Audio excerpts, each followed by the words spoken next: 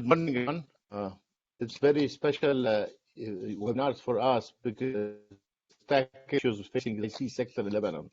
You know, the sector which was among the on-time innovation and the deploying of any innovation long time ago, especially the first in Middle East, now is facing really serious issues because of since the economy collapse in Lebanon and the funding and the raising but of course this ICT sector in Lebanon is very important to many of us, to the whole country in fact, because no country can operate without proper ICT infrastructures.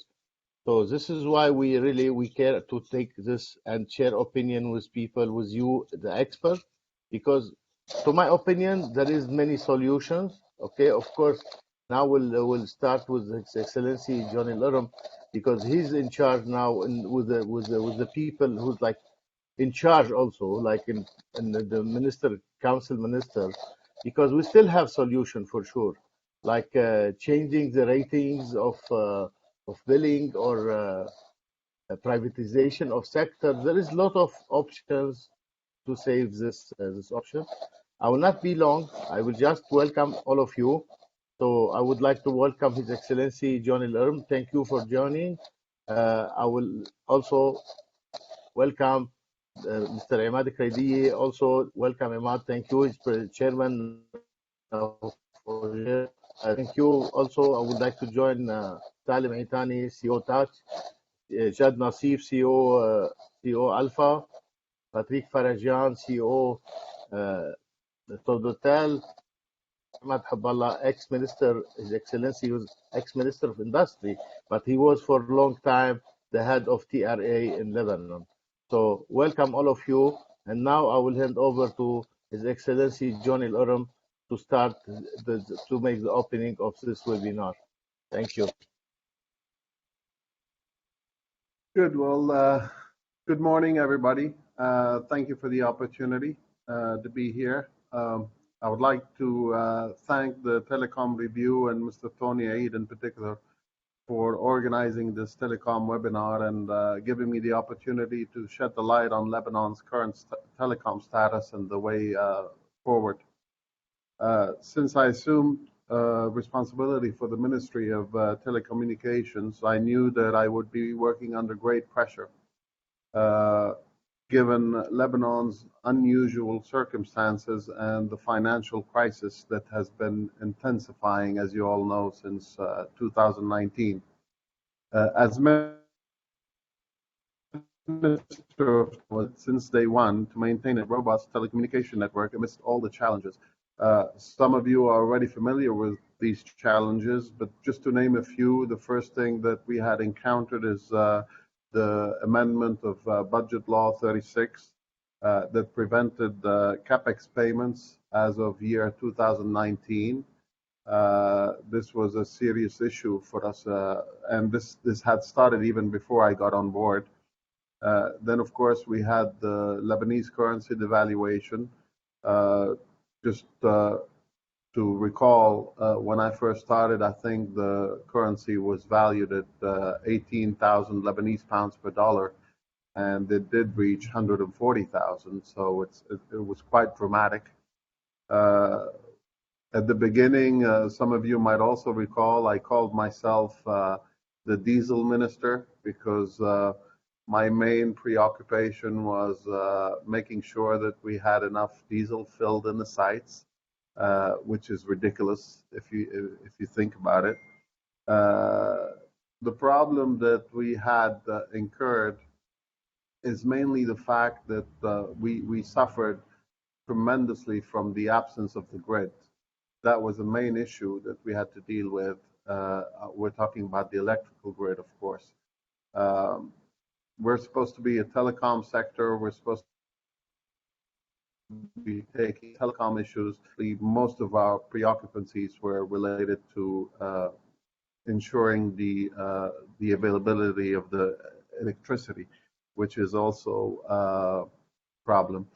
Also, what we have suffered from, is the basically the drain of talents, the brain drain of talents, and this was a serious issue for us.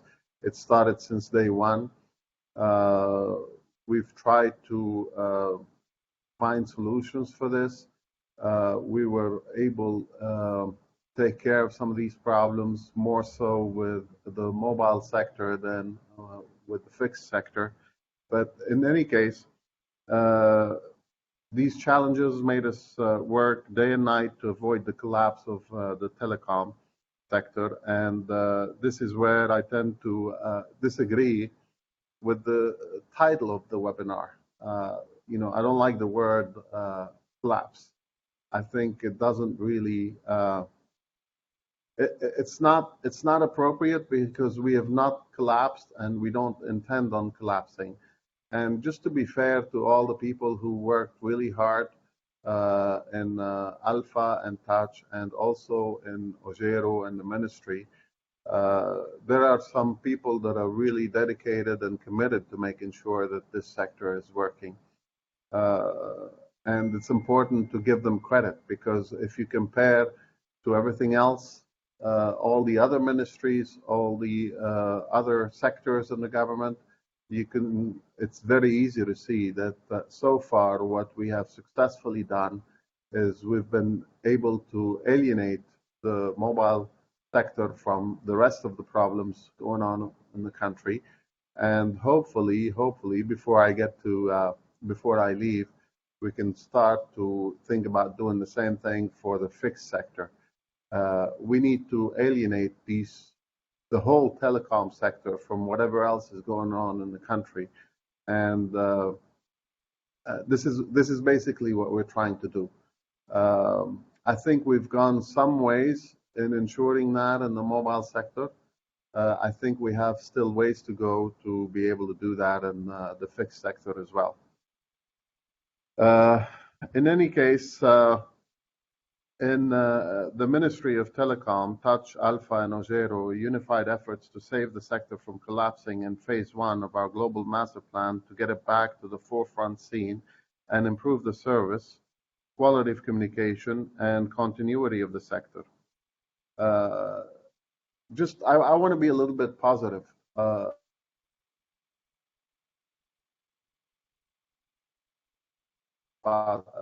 some people might not remember, but at one time we had serious issues in the mobile sector. You could not complete one phone call. It was, the line was breaking up, the coverage was poor. But just to be fair to all the guys and their hard work and what they've been able to accomplish, we put out a set of data soon. Think about a couple of months ago, and we talked about how we brought back the network availability to 99%. Okay, we talked about the quality of voice service that became excellent, customer experience and data, and the average data speed. Some of you might also have heard about when we made the announcement about the UCLA global scale for rating the different countries, and it was quite something, because I think the lowest we went up over 110 rating out of 135 countries, and the lowest that we ever got to, I looked it up one time, it was we were number 69. So we made tremendous improvement, and we went from a speed of 20.35 megabits per second to 27.28. So we did make some improvement area. Consumption increased from by 25% to about 5.7 gigabytes. And another good fact to know is that more than 1.5 million subscriptions we had to new services. These were recorded in 1 year in both Alpha and Touch combined. So basically, I don't want to be all negative. There's a quote that I like very much by John F. Kennedy. And this is a tribute to all the people that worked hard to get where we are and to safeguard this sector. And the quote goes, the credit belongs to the man who's in the arena, whose face is marred by dust, sweat, and blood, who knows the great enthusiasms, the great devotions, who spends himself in a worthy cause, and if he fails, at least while daring greatly, so that his place shall never be with those cold and timid souls who know neither victory nor defeat. I think I like this because it's well, first of all, it's good to be positive, and this is why I'm going back to the title of the collapse. And I think that if you see a collapse and you keep focusing on it, you end up getting there. So generally speaking, it's good to focus on positive things and to try to move in that direction. Even unintentionally, you tend to move in the direction that you think about. So whether you think you can or you think you can't, you're absolutely right.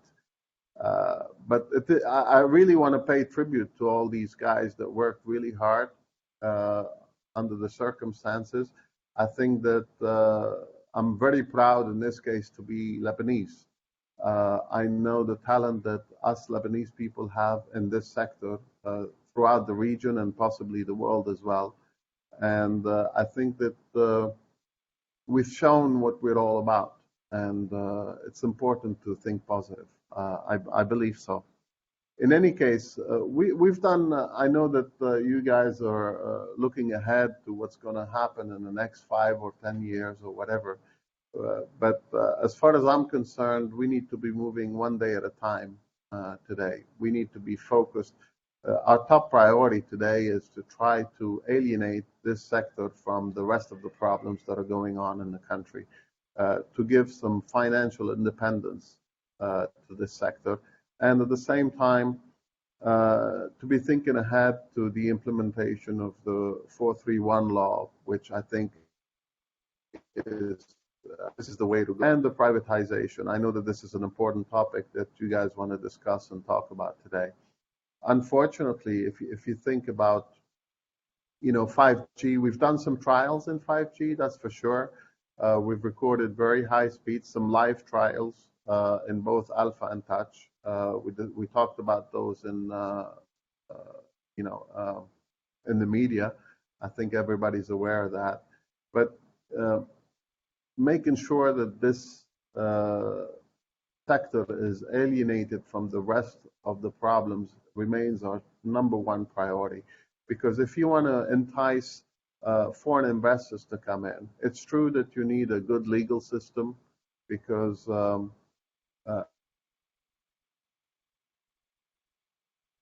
if you don't, or foreign investors would be willing to come in and invest. It's true that you need a good safeguard with the banking system, the monetary flow of money. This is also very important.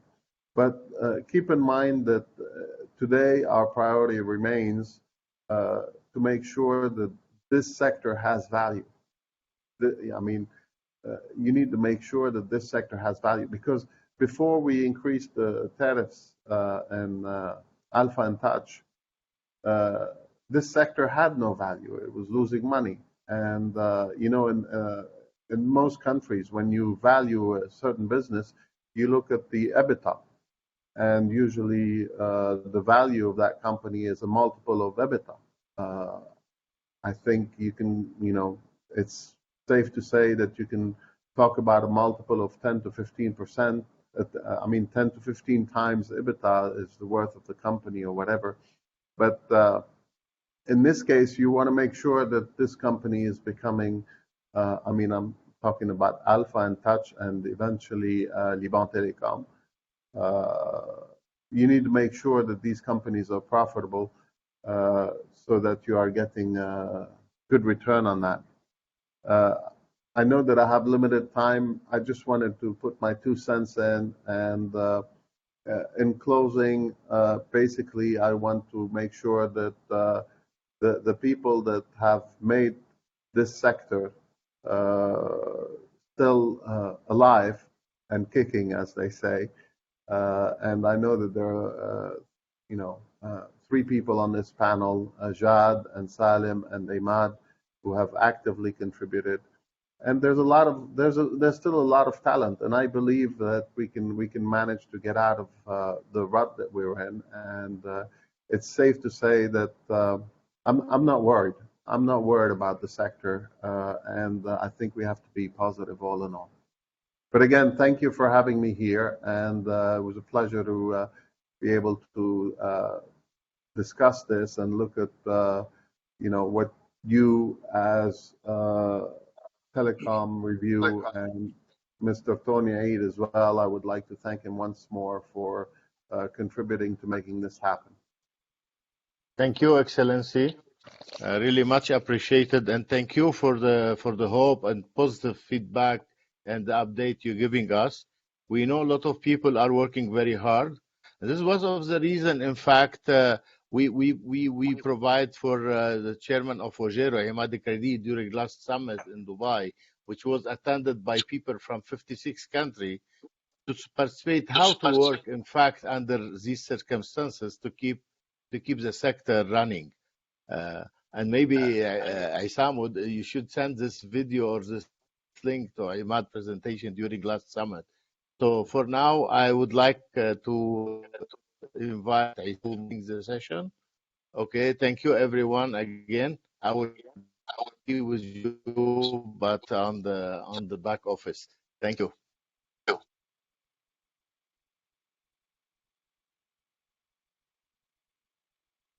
Thank you, Your Excellency, for this opening note, and thank you for Tony, our CEO. I would like to welcome you all. Would like to welcome Imad Kredi, CEO, Chairman, Zero, Jad Nasif, CEO and Chairman of Alpha, Salim Itani, CEO and Chairman of Touch, Patrick Faragian, CEO and Chairman of Soditel, Dr. Imad Hubballah, CEO and Chairman of BIDS and former Minister of Industry. I would like to start with the first gentlemen. In the light of the economic crisis in 2019, what are the main reasons for that sharp shift in the deterioration of the sector, and how can we describe the current reality of the telecom sector in Lebanon? I would like to give the note in the beginning to Dr. Imad Hubballah. Good morning, everyone, and good evening to those who are not in the Middle East, by the way. Thanks, Tony. Thanks, Isam. Thanks, Telecom Review. And I would like to thank everybody who's participating on this panel. I also would like to add to what the Minister has said as far as thanking the people in the sector. People in the government companies, being Ojero, Alpha, and Touch, and people actually, again, in the rest of the sector, in the private sector, because they did have to suffer a lot also. It is easy to talk about the challenges that we have as far as the telecom sector is concerned. And we could always talk about Lebanon-wide issues as far as the political instability, corruption, the economic crisis, financial and currency failures, the monetary issues that we have.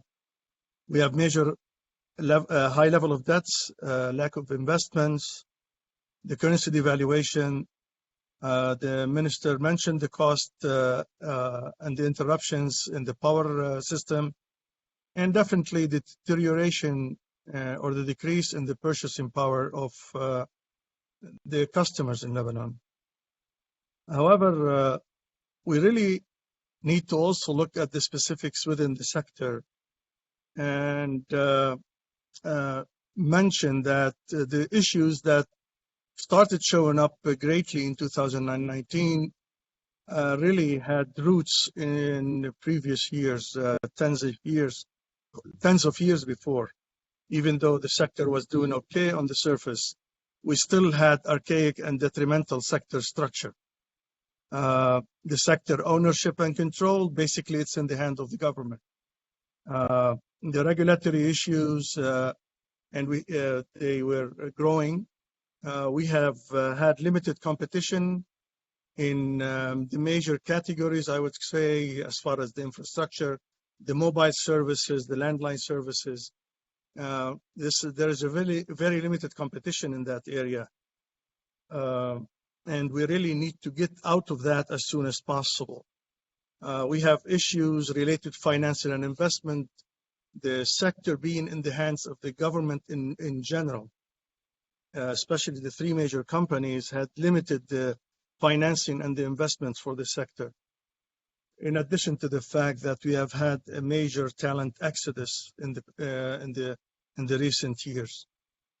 All of the above has led to major issues as the outdated infrastructure in different places, the inability to continue with the fiber work that Ojero has worked hard to try to spread it throughout the country. We have major issues as far as the internet speeds are concerned. It is true that on average our speeds have gone up to 27 meg, but still far behind where we are in general. There were and have been frequent interruptions, though it's been improving recently. The high cost for the end users, it was the case. Now, because of the devaluation and the issues within the sector, it looked like the cost has gone down. But if you compare it to the purchase power, we still have major issues in that area. And the major problem that we have is businesses across the country in the different sectors are suffering because of where we are today, and we really need to face these challenges head on. I'm not going to talk much about what's going on how to fix the political instability, the economic crisis that requires major reforms and attacking corruptions as far as the whole country is concerned, not only telecom sector. Major reforms need to happen in the financial and the monetary sector to get out of the crisis as quickly as possible, and a major plan need to be implemented for the power.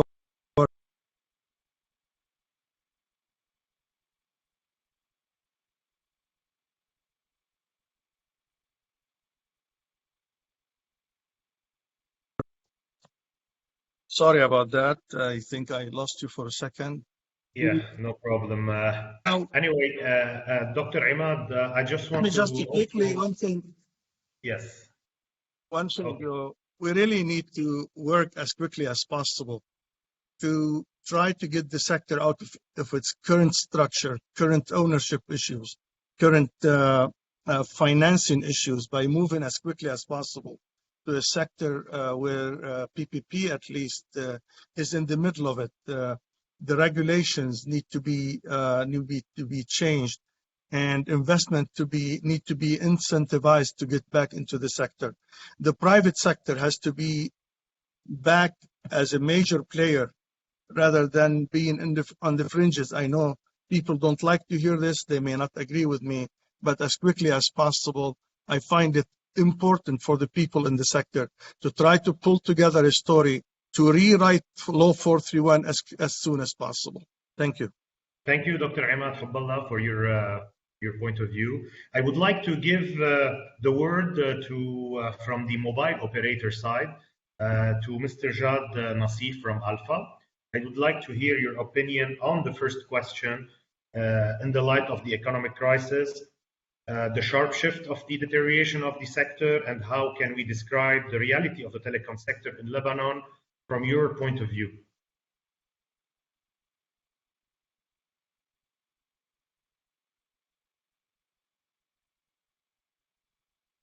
Are you hearing me now? Yes, we are hearing you. Good morning, everyone, and thank you, Your Excellency. Thank you, Dr. Hubballah. And first of all, I want to thank you, Tony and Issam, for bringing us together on this panel to discuss the challenges and explore the future of telecom sector. And I want to thank as well all the attendees for taking the time to join us today. Since there will be no presentation, I have prepared certain points to be discussed to share with you. Let me start by giving you a brief background of the major challenges after the collapse of the economy in 2019.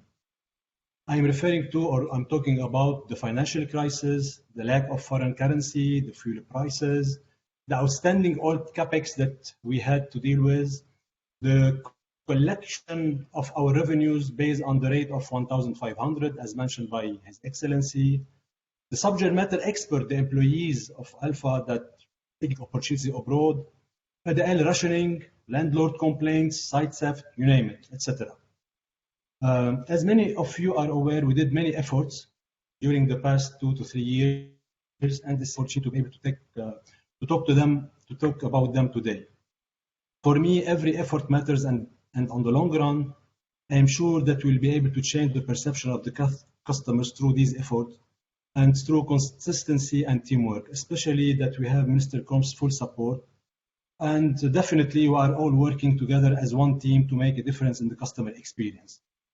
Now, if you want, today I will discuss about some of these implemented initiatives, mainly the operational optimization strategy in terms of cost and OPEX reduction, the solution implemented on network level, which helped us achieve a 95 to 100% availability across Lebanon. I will also share the latest insight on our solar power deployment for the sites. In between, I will talk about the challenges from a human resource perspective. Many of you might not know, but our workforce dropped, I'm talking about Alpha, by 30% after the crisis. And in some areas, we lost 50% of it, such as the call center, the IT, the marketing. So basically, internally, we have lots of challenges. A lot has been done to optimize the operation despite all these, if you want, hurdles and issues that we are facing. Before continuing, let me share with you the latest UCLA report that Mr. Karim mentioned. But now I will be talking about the latest one that was issued 2 days ago. The Speed Test Global Index, now currently the mobile sector in Lebanon is in the 68th position out of 100 countries in terms of mobile speed, with an average mobile speed of 31 megabits per second, up 3 ranks versus January 2023. Only just to make some comparison between June 2022 and today, we were in the 103rd position with an average speed of 17 megabits. So we used to be 17 megabits. Currently we are, based on UCLA report, 31 megabits per second in Lebanon. I'm talking about the mobile sector between MIC1 and MIC2 Alpha and Touch.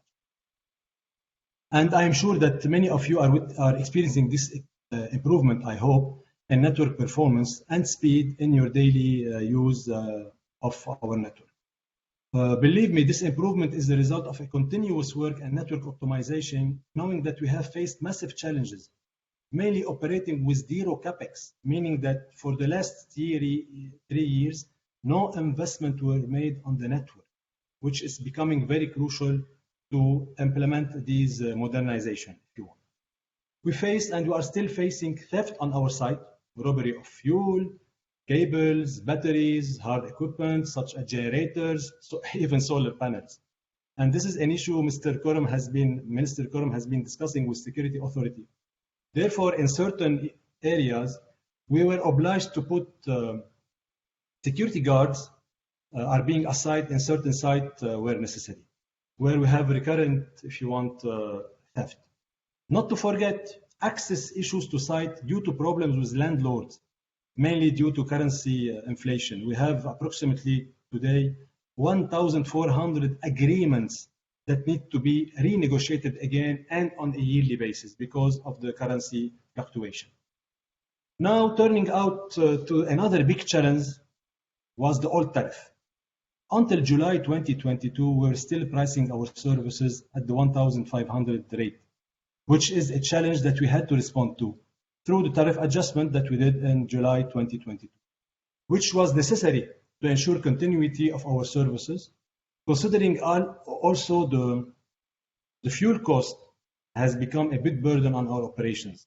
The repricing also helped improve our response to the risk and challenges to enhance the network performance, not to mention that after the repricing, our revenue decreased by 67%. Since we reduced our prices, we didn't increase them.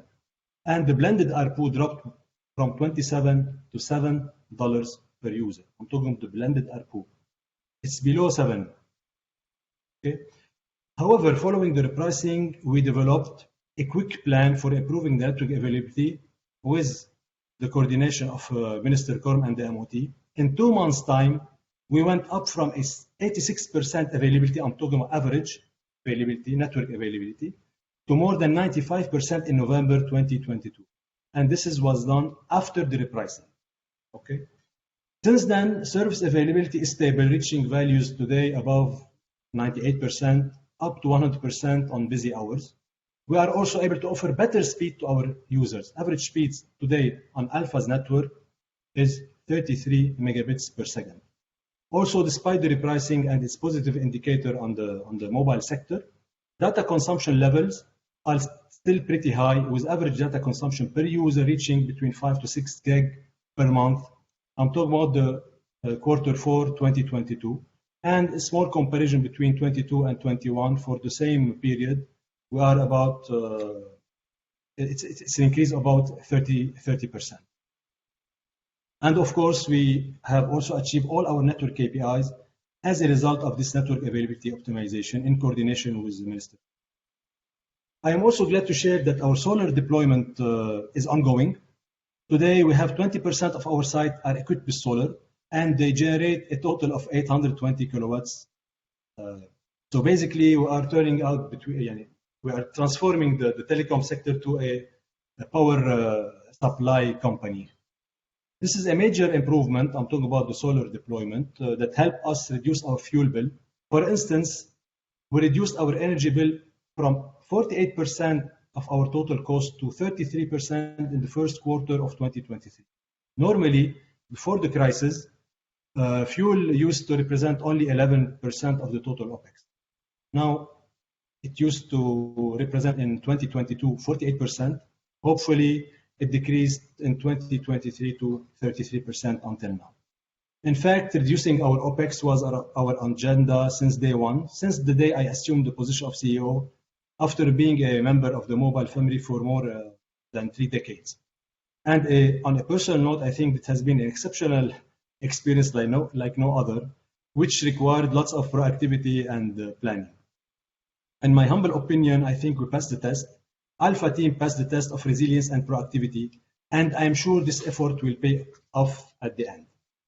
Now, back to our discussion, I will be brief. As I said at the beginning, our OPEX reduction plan started way before the repricing took effect. We were working with the minister on optimizing our operational costs where possible. For example, the smart space, office optimization, warehouse evacuation. We were able to move 104 tons of e-waste that were exported in 13 containers to Sweden in partnership with our supplier Ericsson. The printed scratch card were all replaced by e-voucher. We have now site power sharing and co-location initiative with MIG2.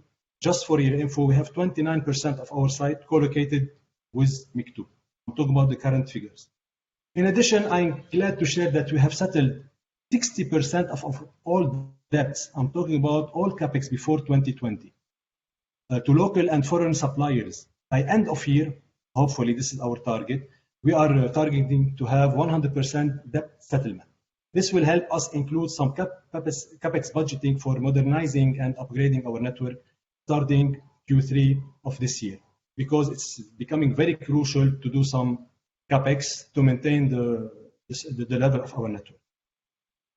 Now, in terms of customer support, our call center operation remained stable despite 50% drop in staff. We are still able to answer more than 3,000 calls per day, 16 more compared to last year, with the support of the University Cooperation Student Program. In addition, I will not talk about the digital channels that we are now, live chat, social media, Facebook, Twitter. All the people now are going into live chat, and we witnessed a 370% increase in customer requests on live chat versus 2019. As for the walk-in, I'm talking about the walk-in customers. Our Alpha Store and points of reserves that were implemented in Ojero premises they remain a main focal point for our customers. Despite, again, our staff decreasing by 12% in this area, this particular area, and the closure of some stores as part of the OPEX reduction, we are still able to handle almost the same number of transactions in our network. I'm talking about approximately 5,000 transactions a day. Finally, I hope this answered your question, Isam, and gave some positive outlook to everyone listening today. Believe me, these efforts help bring the sector to a mode of stability and definitely not a collapsing mode as mentioned by His Excellency.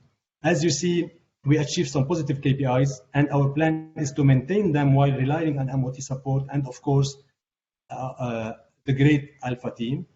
Our main concern this year remains employee retention, which is a #1 priority for Alpha management. Thank you. Thank you, Jad. Thanks a lot for your point of view. I hope we can always be positive.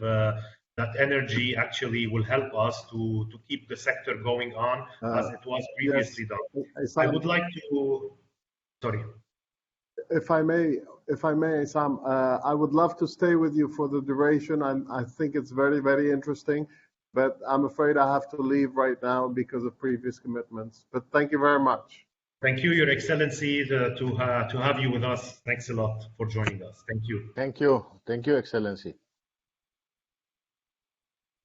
I would like to give the word to Mr. Salim Aitani, Chairman and CEO of Touch. If you can give us as well your point of view on the whole crisis from 2019 until now, and the description from the second mobile operator in Lebanon, Touch. So we have 2 mobile operators. We would like to hear your point of view, Salim. Thank you, Isam. Thank you, Tony. Thanks for on. I hope you're hearing me well. Your Excellencies, the attendees, presenters, I'm so happy to be among you today. Similar to what was discussed earlier, but I will summarize more. The crisis that happened in Lebanon, it is mainly on the economic and on the financial perspective. What we've done facing this crisis is mainly boosting the performance, facing a crisis management. Usually, the crisis management tasks try to maintain the situation, while in our case, in the mobile operator, we really did more efforts than just maintaining the performance. Just like everyone knows, we're facing some major financial problems. We're talking about a country that has 98% devaluation of the pound. We're talking about more than 200% today the inflation rate. We're talking about a major deterioration in terms of services. We're talking about brain drain, etc. This whole collapse, we've dealt with it positively, and we made a lot of solutions that are out of the box.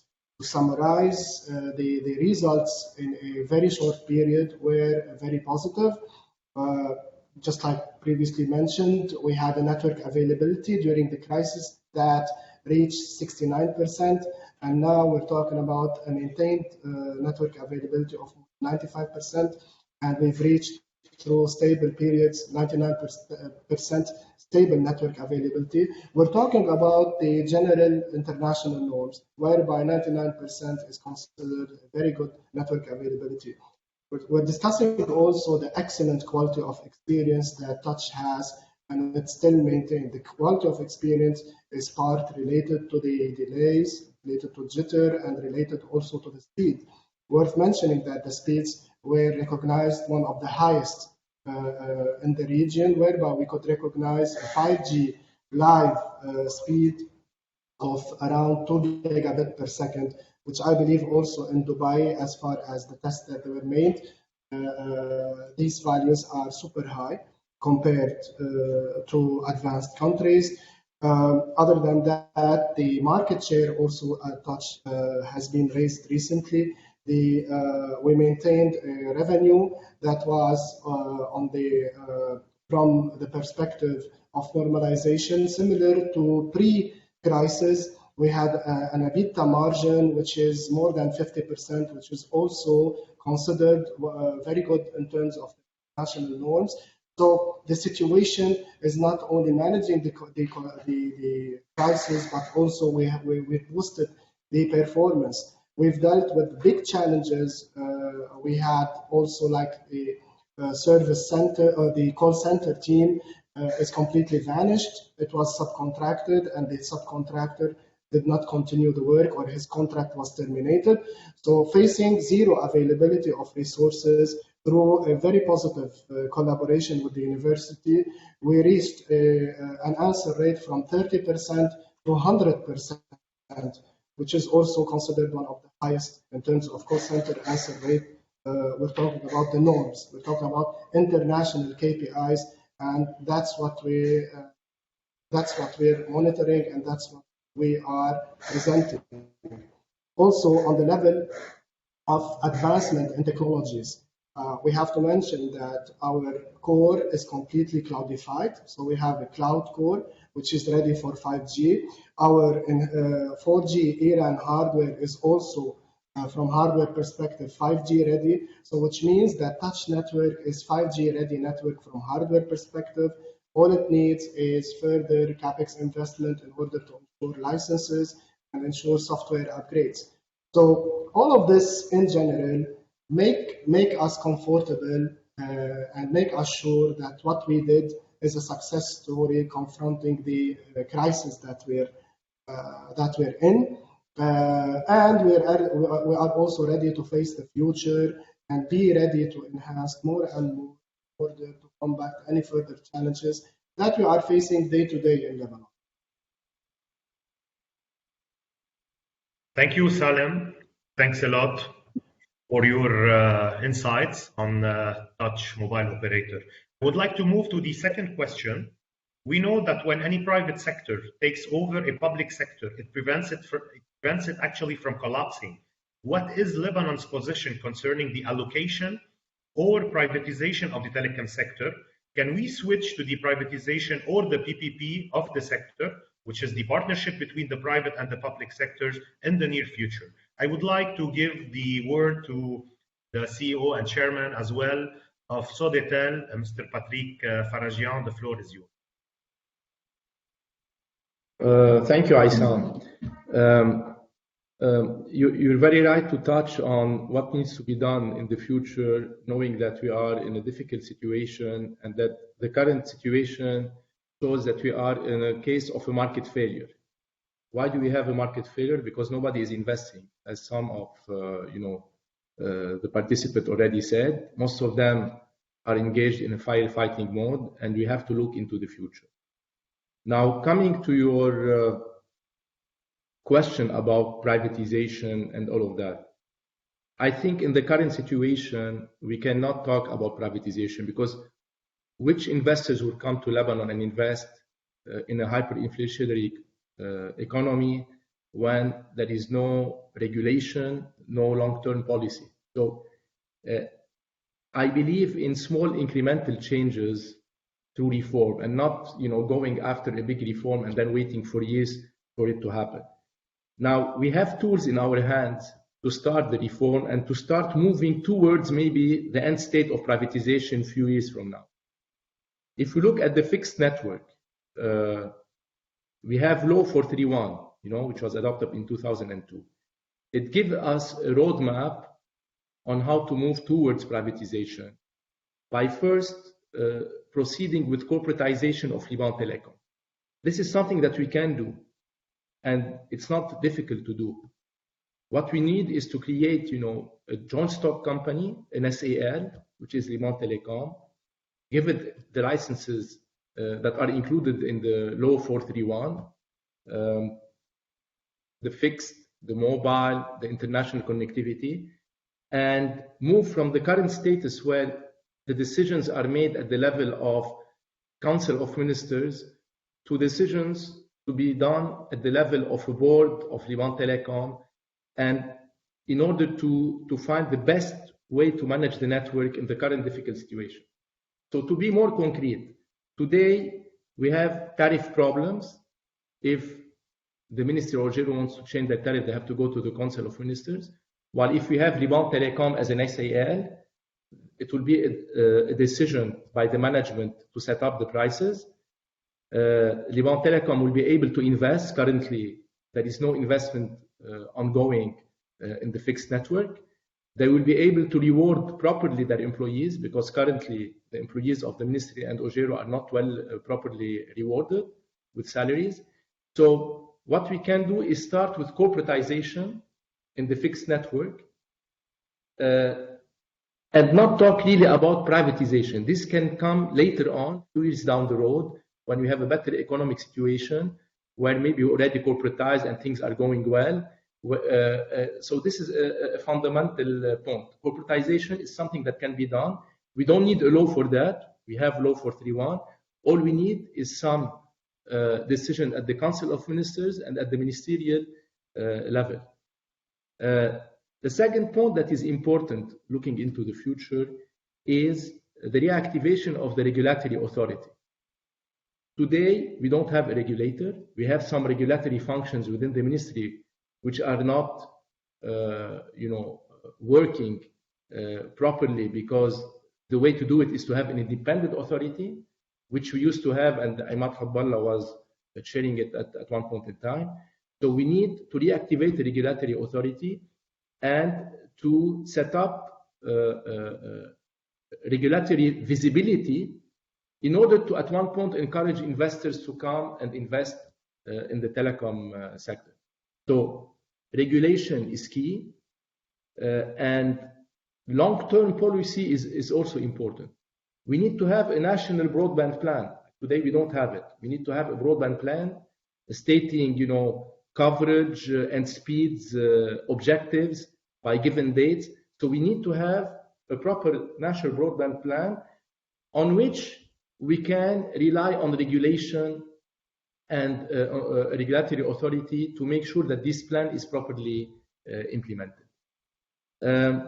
Now coming to your privatization issue, and it was touched on by Imad also, maybe what we could think of in this transitory period is about PPP, public-private partnership, is instead of going towards privatization. This can be a step that we can use, for instance, to deploy fiber services, fiber networks within the country.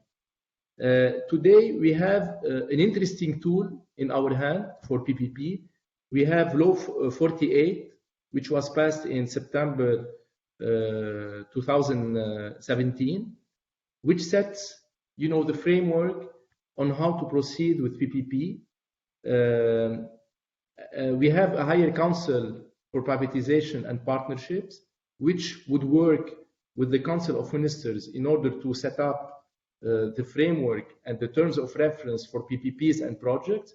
So this also does not need a law. We have the tool. We just need coordination between the ministry, the HCPP, and the Council of Ministers to start with some public-private partnership. Now, even though I don't think that privatization is, let's say, of Lebanon Telecom is realistic at this stage or a priority, in the Law 431, we already have, how this privatization should go. So if you look at Articles 44 and 46 of Law 431, it tells you that within 2 years from establishment of Lebanon Telecom, the government can proceed with selling up to 40% of Lebanon Telecom. Furthermore, the shares of Lebanon Telecom can be negotiable at Beirut Stock Exchange. So here again, we don't have a functioning financial market in Lebanon. I'm talking about the Beirut Stock Exchange. So we need to improve on this front in order to think about one day to put these shares at the Beirut Stock Exchange. And obviously, whenever we do it, this can help the stock exchange and attract investors from abroad. So this, briefly, my views about the reform and how to proceed with it.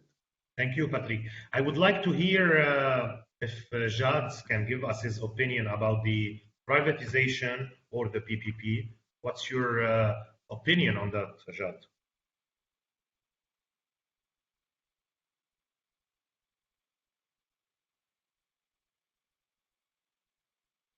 Privatization is a global trend, and Lebanon is not an exception.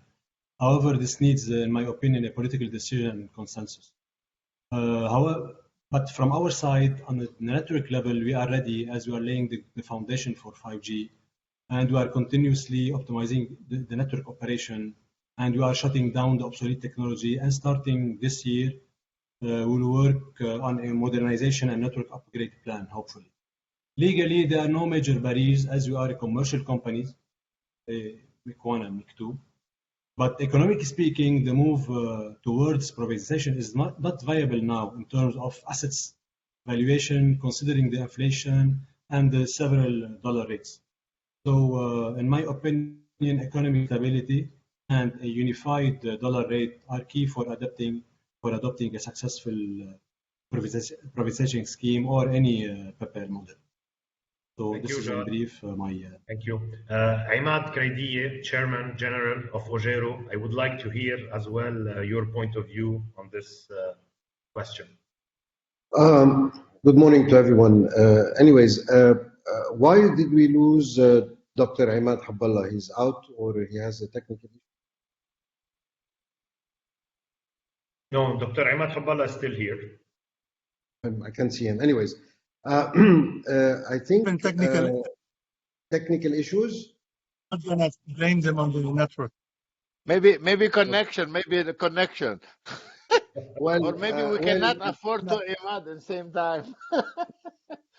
Well, judging by the session this morning, and we have been almost an hour online, the connection seems to be quite well. So I don't think that we have an internet problem in Lebanon so far. This does not mean that it will be the case in a few weeks down the road. Anyways, in order to get back to your statement, I'm sorry today I will not be able to be extremely positive about the future because we're not touching the real core of the problem of what is facing the telecommunication sector in Lebanon. As I said before, technically we do have enough expertise and skills in order to manage a telecom sector, a basic telecom sector. And I'm sorry to say this, and my apologies, Salim, Jad, and Patrick, because we are far behind what is happening in the Middle East and the rest of the world. So we're just managing basic telecommunication operation. We're not going to reinvent the wheel. Despite that, we do have the skills to upgrade our capabilities and join the pack around us. But the core of the problem is that nobody at the political level has the will, the intention, and the resilience of making it happen. Obviously, Patrick was talking about 431, rightfully so, and he's talking about the possibility of putting in action the PPP programs that can help a lot, provided that we have still investors who are interested to invest in Lebanon under the circumstances. 431 is an excellent and a starting point that we can build in, but we did not talk much about the regulatory framework. Adopting PPP or going directly to privatization will be counterproductive if it is not under the umbrella of a sound, professional, highly skilled, and highly legal regulatory framework. This is my concern for the future is, as Patrick said, we have the law. What is missing so that we can put it under immediate implementation and move on? And my criticism to the political caste and the government, and my apologies again, Imad, you have been part of the decision making in the past year or so, is that we cannot rely and we cannot keep on claiming that we don't want to sell or utilize or invest in the telecommunication sector, and at the same time prevent the private sector to get involved and to be part of rebuilding a sound and sustainable telecommunications. So the core problem resides in the political decision making. It's not about technology, it's not about technical capabilities, The brain drain that the minister talked about, and as well as Shad, is something that we can manage if we have the proper setup in order to attract talent and retain them. So I'm inviting the politicians to make up their minds and to take reasonable and adult and mature decisions regarding the telecommunications sector. We've been talking about roadmap. I think what we're lacking most is a proper vision of what we would like the telecom sector to be in 5 years down the road. Things are moving pretty fast. We're talking about revolutionary products and services that are taking place. The voice business is going down the drain. We're seeing groups like MTN going to MTN Global Connect, whereby selling connectivity as a service instead of voice. So guys, we have a lot to do, and we have a lot of catch up to do as well. We need to do this job, and we are able to do it, provided that we are left to do what we know and what we can do. This is the issue I saw. Thank you, Imad.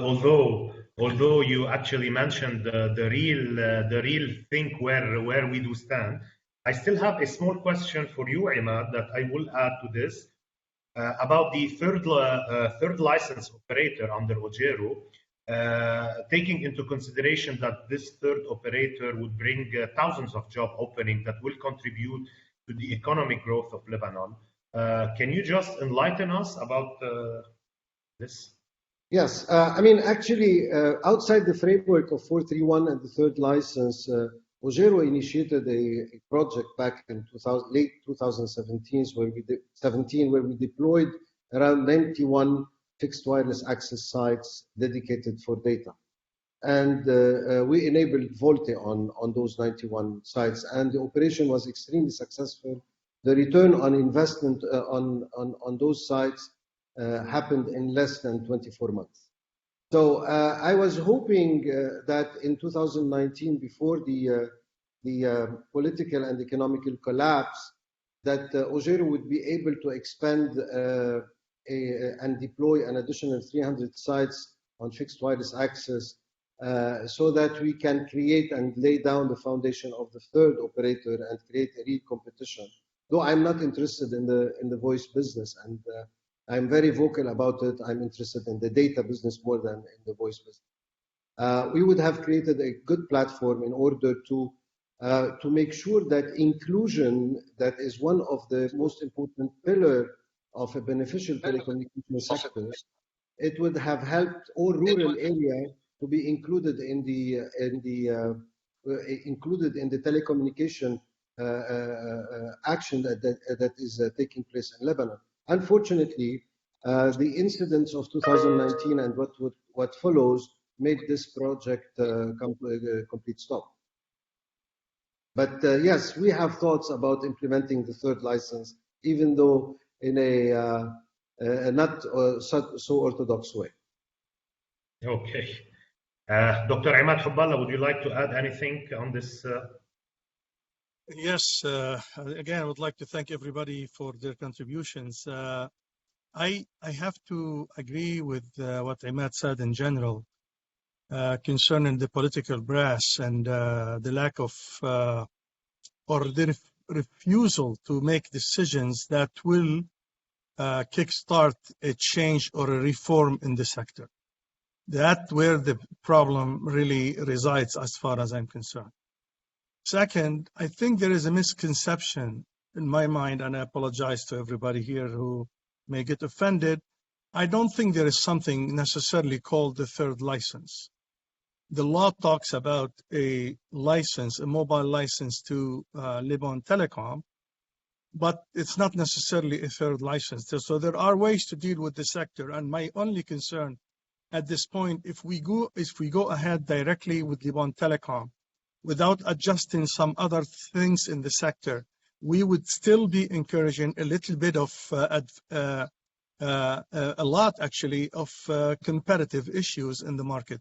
So we really need to do something that preserves the sector or basically allow the sector to flourish to make sure that at least the fiber network and access to the fiber network is planned properly, and the other companies are not disadvantaged by a very, very, very strong and with comprehensive services, a company that is very strong with comprehensive services and infrastructure. So the balance should be there, and a strong TRA, as Patrick said, is necessary for that part of the for that time when it's done. Thanks. Thank you, Imad. We would like to move to the fourth question. We all know that the deterioration of the Lebanese pound severely affected the revenues either of the ministry and Ojero. So they were unable to pay the fees for the submarine cables in foreign currency. What are the urgent action, in your opinion, gentlemen, to take, since this will affect all businesses, leading to the isolation of Lebanon from the whole map, especially the private businesses that are still operating in Lebanon and taking Lebanon at their headquarters? Mr. Imad Kraidi, would you like to start? Yes. Basically, we don't have any choice, Isam, but to still be able to provide a sustainable service. We have, I mean, the Ministry of Finance, who is in charge financially of the telecommunication sector of MOT and Ojero, needs to be ready to intervene, and it's a must-do. Ojero, more than 70% of our financial needs are in US dollars because we pay our international bandwidths in US dollars. We have imports for spare parts, for licenses, for support contracts. Everything is in dollars. Unfortunately, we're still pricing at Lebanese pounds, and we are fighting against, again, the political cast regarding the increase of, the issuance of a new tariff that is badly needed today in order to bring back some financial equilibrium to MOT and Ojero. It's a battle. I know that the ministry is working on a new decree that we will be having the chance of looking at next week, inshallah, before it is submitted and taking the round. That will take probably a couple of months in order before it is validated. As usual, we are the champion of wasting time, especially in difficult situations. But it's a must-have. Until then, we need the government to explicitly say, for a temporary period of time, the government needs to subsidize the telecommunication sector. I'm talking here about the broadband and the fixed telephony. Otherwise, the connectivity environment is at stake, and it is at great danger. So somebody needs to take the decision. I know that Minister Urum does not have this privilege because all pricing decree needs to go through the Council of Ministers, and until then, him and myself are completely helpless in this regard. And if we fail to pay our dues to Tier 1 providers who are providing international capacity, I'm afraid that there is not much that I can be doing in order to keep Lebanon connected to the rest of the world. It is that critical. This is what we're going through today on a day-to-day basis, fighting for the survival of the sector, fighting for the sustainability of the businesses, because we need to pay attention as well. It's not only Ojero and the Ministry of Telecommunication, it's the whole ecosystem. Imagine Lebanon disconnected of the rest of the world. Well, Bonjour, Salem, and Najad, the day after their operation is down. You're talking about healthcare system. You're talking about security. You're talking about already a very, very much hurt banking sector. So it will be a doomsday for Lebanon. I'm not overstating the possibility, but it is there. And again, the Prime Minister, the government, and the Minister of Finance should be sleepless these days, worried about what if the telecommunication sector is gone down. What would happen? So I think that the severity of the issue is making everybody think and being very cautious about letting down Ojero and the Minister of Telecommunication. Thank you, Imad. I hope this loud voice actually will reach to all the people that are in charge of this crisis that might happen in our country, and to be actually isolated from the whole world. if I may just if I may just to confirm what Imad just said. Yes, Patrick. Yes, please. Tariffs are really the key issue today. You know, in the absence of reform, which would involve the Council of Ministers, tariffs is a key issue, and today's tariffs do not cut it. You know, today the pricing of the fixed network, let's say for the broadband, is based on $1 of 3,900. So it is not sustainable, not for Ojero, not for the private sector. You can get today a fiber connection at $2, and this is very low for a country such as Lebanon, which needs investment. So if we don't address the tariffs issue, we're in big trouble. The tariffs issue, not only as an absolute value, but also the tariffs differential between also different services. To give you an example, today, fiber is priced at the same level as DSL. And this is not normal. DSL is a legacy technology that doesn't require investment, while fiber requires a lot of investment. So if you are to attract investors, private investors in the fiber domain, we need to adjust also the tariffs of fiber above the level of DSL. Fiber is a long-term investment. It takes a long to recoup the investment. It's a large size investment. There is a lot of demand uncertainty. We're not sure how customers are willing to pay, you know, for fiber versus copper. Would they be able to pay $5 more, $10 more? There is a lot of difficulty in execution. We're talking about a lot of civil works. So we cannot today price fiber the same level as DSL. To come back to your question on, you know, there is a danger on the international connectivity not being paid and maybe using access for the internet. What the ministry can do in the meantime also, besides working on tariff and ensuring, you know, the proper payment of international connectivity, is to facilitate access to satellite connectivity for a temporary period, you know, saying, okay, we're going through difficult times. For 1 year, we're gonna allow, let's say, private operators to bring in satellite connectivity under certain conditions with full disclosure of the clients and the installations that are being made. So this way, in case of you know, failure at the international connectivity through a fiber submarine cable, some at least companies, institutions will still have access to internet. So this is one thing on the regulatory front that the ministry can work on and facilitate. And satellite will never be a competition, you know, for submarine cables because, you know, it's much more costly. There are the latencies which are more important than satellite. So it's not a threat. So I think this is something that the ministry can do very easily. Just a small comment. Thank you, Patrick. Thank you. I would like to address a question to Mr. Salim Aitani from Touch.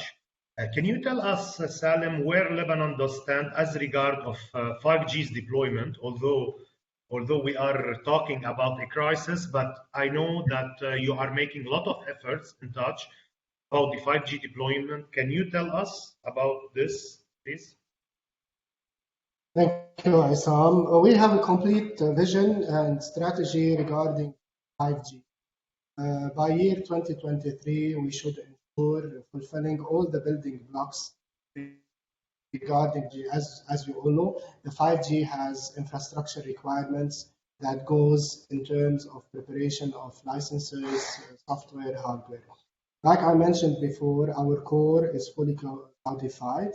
Our IT systems are also quite cloudified. Our 4G network also from radio perspective is based on Iran, and it is ready from hardware perspective to cater for 5G. It requires, of course, licenses and software upgrades in order to have 5G. So in a nutshell, in year 2023, we should fulfill all or build all the building blocks related to 5G. In year 2024, we should start implementing 5G in terms of hotspots by targeting main areas that requires 5G, and there is a need from traffic and services perspective. And in this case, what I can tell about Lebanon is that throughout throughout our strategy, we learned from the region, from other operators' mistakes, that went directly into 5G without valid use cases or without a clear ROI study or business case. In our case, it will be different. It will be more studied. It will be more related to a return on investment and a valid business case. It will be step by step. Again, we fulfill the building blocks this year, and next year we have to start implementing hotspots. Rather than also as of next year, we should start doing some tests on the narrowband IoT scenarios and try to find markets for it in order to be provided as services. So it's a holistic view, it's a complete chain, and we're starting implementing it this year. Thank you, Salim. Jad, I would like to hear your point of view from the 5G deployment from Alpha.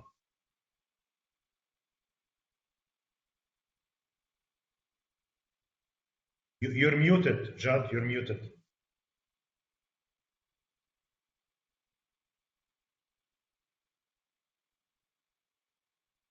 Okay, as you may have known, in 2022, Alpha, together with its partner, I'm talking about Ericsson, Nokia, and Huawei, we installed 5G for testing in 11 live sites for zero cost. In addition, we conducted a live 5G test in MOT headquarters, where we achieved an exceptional download speed to reach 1.8 gig. So we can confirm our readiness from all sides, technical, commercial, and human resources. But you know that we need to take our customer to the next generation, but it needs a huge and massive effort and a huge budget. So commercial deployment of 5G, definitely it will be on the table as soon as the country is up again on its feet. But in my opinion, the ecosystem in Lebanon is unfortunately not ready. This is my humble opinion.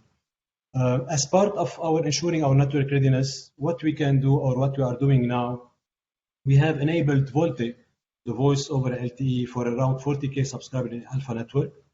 Our plan is to activate it for all the remaining eligible subscribers by Q3 of this year. We have around 600K subscribers that can use the VoLTE feature. But in my opinion, currently, Alpha will be focusing on the network, all the end-of-life equipment, end-of-service, the maintenance, the support. As mentioned before, we've been since 3 years without any real capex on the network, on the core. So basically, before preparing ourselves to 5G, in my opinion, we need to get back to the previous level of our network.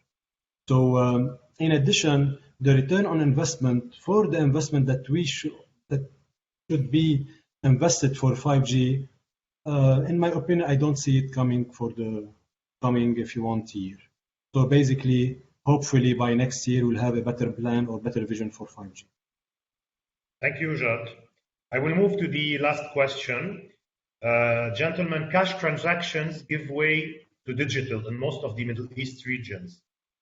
What are the main reasons that prevent Lebanon from adopting the e-wallet to facilitate customers' payment and transaction? Who would like to comment on that? I'm ready. Salim, yeah.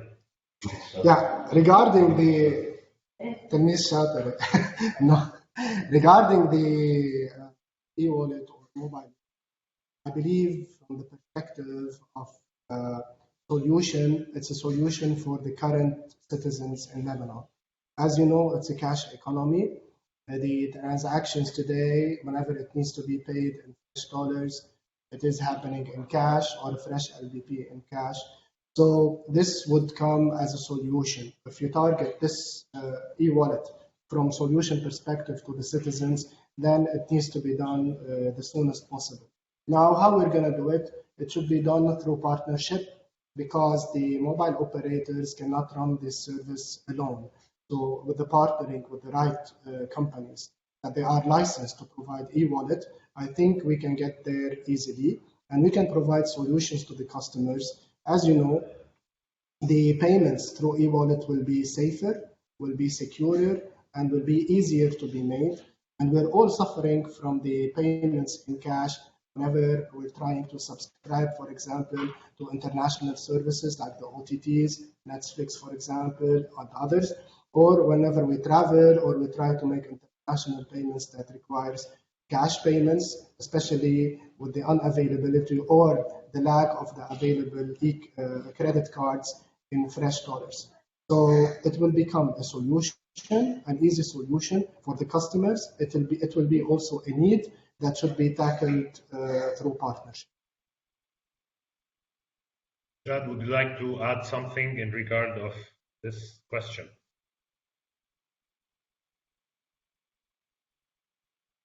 We can't hear you, Jad.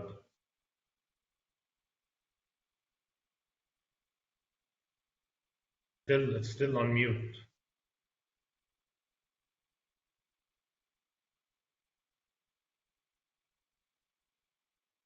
This is part of digitizing the customer experience and giving more of autonomy for customers and self-managing their services.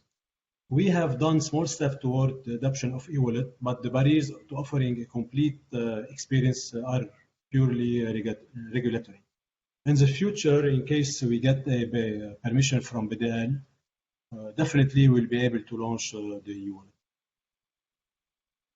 Okay, thank you, Jad. Gentlemen, I would like there are a few questions I would like to take, although we said we won't be taking a lot of questions, but I would like to read one question asked by one of our attendees, and let me know who can answer it. Can you please comment on planning for cloudification and if this can help to preserve, evolve, or catch up with service sustainability and technological pace? We would run potential telco services in the cloud on the reserved instances, cloud commits of some regional countries, for example, Gulf countries.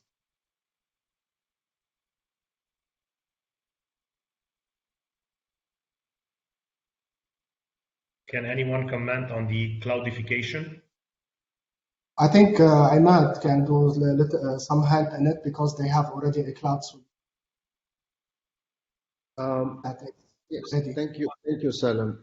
We have, as far as Uzero is concerned, we have been having a couple of clouds since a couple of years ago. That none of the public services, public administration wanted to use, as a matter of fact and as a matter of irony. So we have built a platform for the public administration. They were forced to use it once we had this the COVID platform, the COVAX platform, the issue. And we are using it today, and we are inciting the public administration to come and use the cloud that we are putting at their service in order to drive economies of scale in the investment of IT infrastructure in the public administration. It's highly doable. Again, we are short of space and storage because of lack of funding and the cut down on capex spending for budgetary reason. But yes, we are ready to engage further, and even in our new tariff decree, cloud as a service has been priced by Uzero and the Minister of Telecommunication. That is available for whomever feels the need of utilizing this facility. Thank you, Imad. I will take another question, which is interesting. To enhance competition, increase revenue, and safeguard Lebanese sector, telecom sector, why not launching MVNOs? This will enhance as well the private sector's growth, which must be in our interest, as Dr. Imad stated. يا حبيبي اعطينا regulator بالأول. We need a regulator first. We need the TRA first. Regulator and do whatever you want. Definitely. But give me a regulator. Dr. Imad, sorry, but sorry. Just to inform you, there are already data MVNOs. Let me finish, please.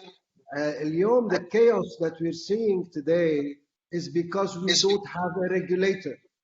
That's why the climate of distrust between the public sector and the private sector does exist. We need a regulator. Definitely, I agree with Imad. We definitely need a regulator to regulate all these, subsectors of the telecom landscape. just to inform you that we already have data MVNOs in the country. So with Alpha and Touch, we're talking about data only, without the voice. And so on the 3G with Alpha and Touch, and on the 4G with on the Touch network. So already things have been thought of previously. Now, obviously, an MVNO would entail, more widespread services, including voice. But this is, I think, a delicate issue that should be part of a policy, a long-term policy to be defined.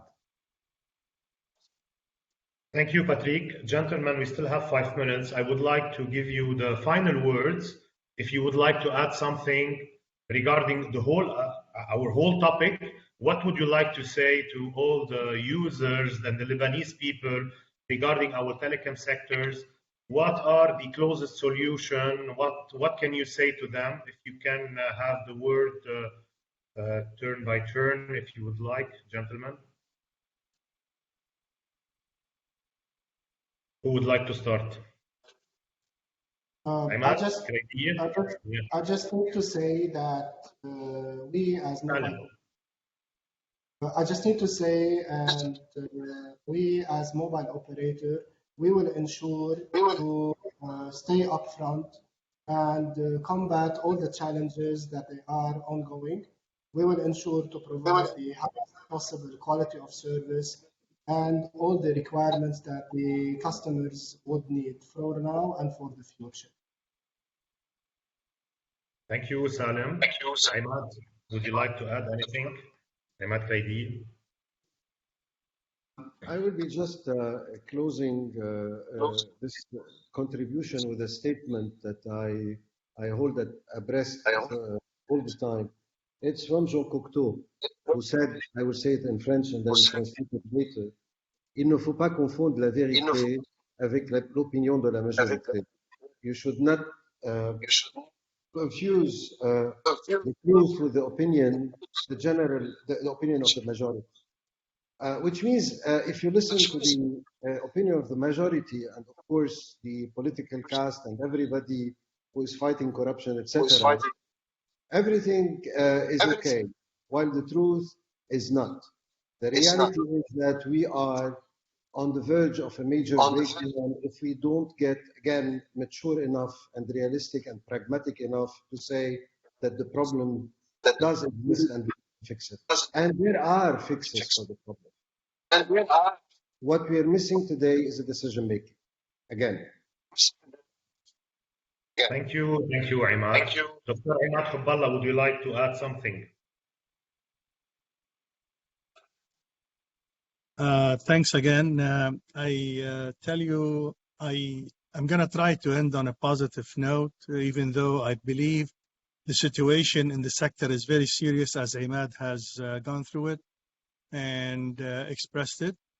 I believe personally that there will be a president within the soon. Let me not give dates. There will be a cabinet soon after that with special authorities or special powers. I would ask the community to try to push for the ministry to have special authorities for main items such as the moving ahead with the tariffs with Lebanon Telecom, the appointment of the TRA, and the pressure should be on. And I believe that we have a responsibility as a sector, as people in the sector, to try to get together and put the plan in front of the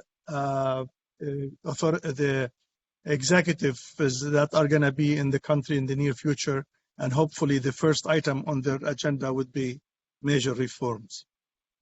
Thank you, Dr. Imad. Jad, would you like to give us your final word?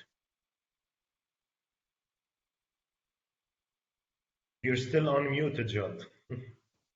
Yeah. No, it's okay. You know me, I'm very positive. I'm always optimistic. We are trying hard in these unprecedented times. We need to motivate our team. People are leaving. We need to give hope to the Lebanese.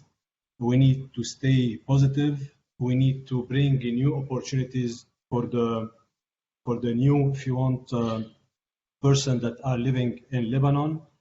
We cannot say that we are in a good shape, definitely not. I don't see any operator in the world that have much challenges in, that we are facing today. You name any challenge, it's on our top list. So we need to continue our work. We need to be resilient, give hope to the people, and hopefully we will end up with a, like we did in '94, was the best operator in the Middle East. So this is our target, this is our aim. We need to stay positive, even with all these crises that we are facing on a daily basis. Thank you, Jad, for these positive vibes. Patrick, I would like to hear the ending as well. Yeah, we have to be realistic. Our sector is sick. There is one topic that we did not touch upon, is that in the broadband market, more than half of the market is served by illegal operators. And the reason why there are illegal operators, because we don't have proper regulation and proper law enforcement and proper tariffing, wholesale and retail. So we have a sick sector. We are in a firefighting mode. All these guys are, should be thanked for the efforts they're doing, but we are in firefighting mode.